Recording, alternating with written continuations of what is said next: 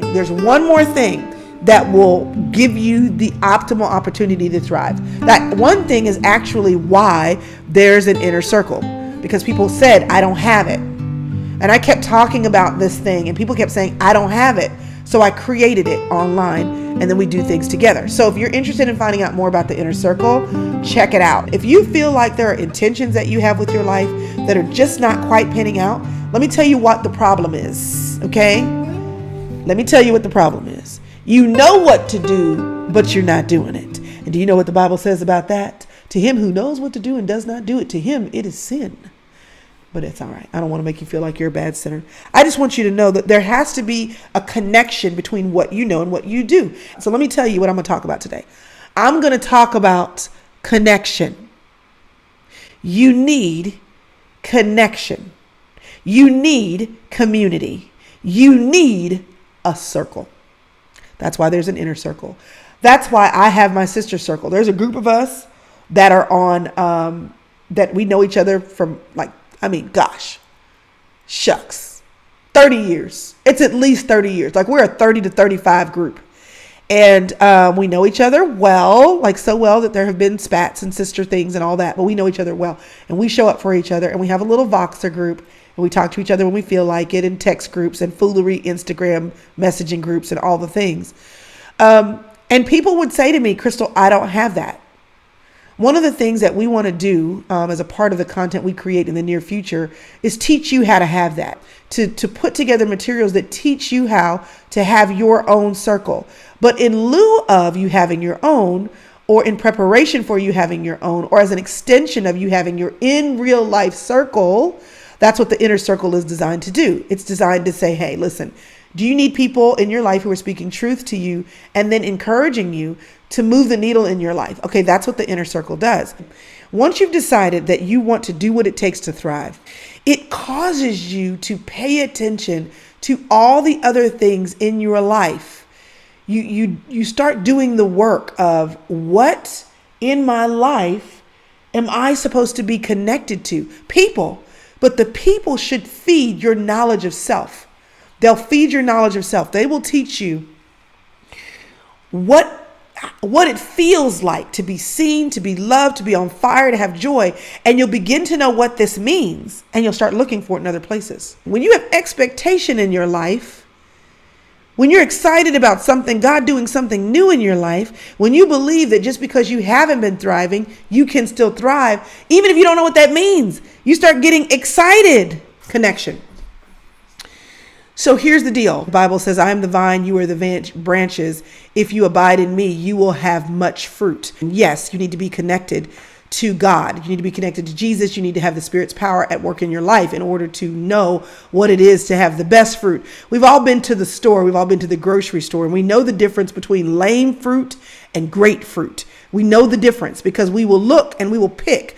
We want that apple, not that apple. We want that orange, not that orange. We want this banana, not those banana. In fact, I'm very specific about the kind of bananas that I want. I want bananas that are yellow, but that still have a green tip. In other words, they're just about ripe, but they're still firm ripe, and they're not quite mushy ripe. If they have too many black dots on it, don't pick it up. If they have too many damages and blemishes on them, don't pick it up. I need them to come almost right because that's how I like them. So when I get to the store, I'm very picky about my fruit because fruit can come in different types of assortment. They're all fruit, but they don't all look the same.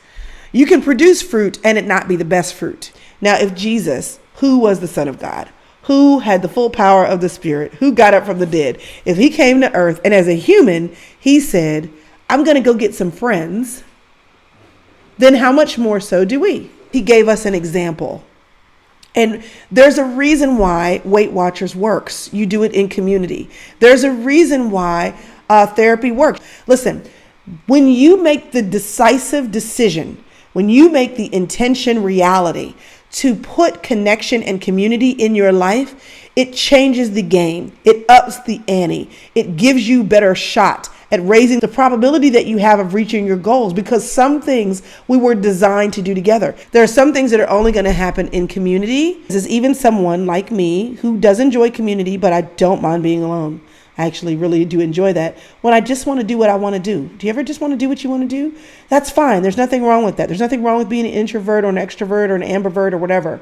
But what I'm telling you is that there are things that you're supposed to accomplish in your life. They're not supposed to be accomplished on your own. Most of us have circles. Hi, Jesse. Most of us have circles, okay? We have them. We're just not intentional about them. That's the problem, and that's the difference. If you have a group of women and your kids have been in the same class together for the last 10 years, and now from kindergarten, they're in the sophomore year, and y'all are still meeting and praying for your kids or showing up and volunteering for the school dance, you know who they are, you know their phone numbers, you know where they live, but you've never prayed for them, or you've never said, girl, can we read a book together? Can we do a Bible study together? And it can be like spiritual oriented, but it can also just be, you know what? I just figure we know each other and we should be like helping each other move the needle in our lives.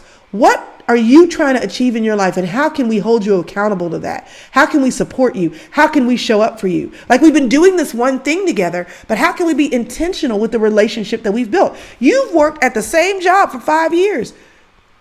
Y'all see each other more than you see your spouses, but you're not intentional about it.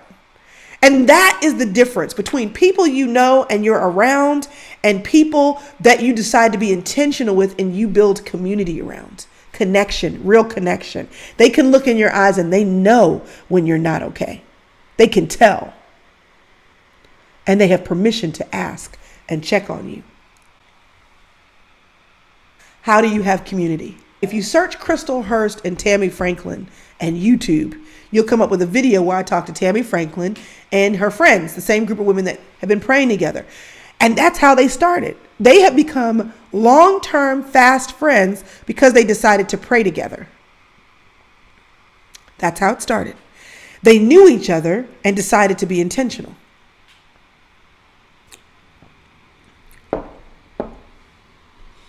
And now, 10 years later, they have permission to get in each other's business and in their face and to say, but how are you really doing? They've buried family members together. They have gone through horrible relationship scenarios together, but they have been together. So when one girl was hurting, the other 9 were strong. You need that in your life. And if you don't know how to get it, then you may be the one who has to start it.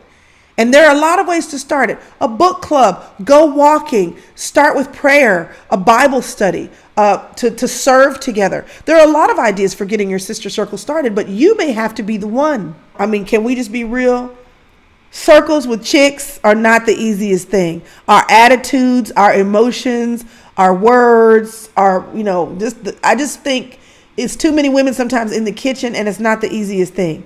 But it's not easy, but it's worth it. If Jesus can be friends with Judas, having the full knowledge of God, knowing that Judas was going to be the one to betray him, he knew it. He knew it when he invited him to do all the things. He knew it when he broke bread with him the last time at the Last Supper. And then he looked at him and said, now go do what you have to do.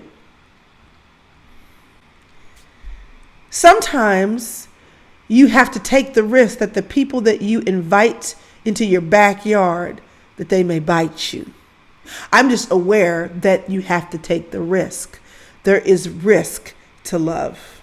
And at the end of the day, all I'm talking about in terms of connection and your sister circle, your circle of influence is love. Even parenting, the connection that you have with your children, it's a risk. And if you have adult children, you know this to be true. Because these kids, they start losing their minds.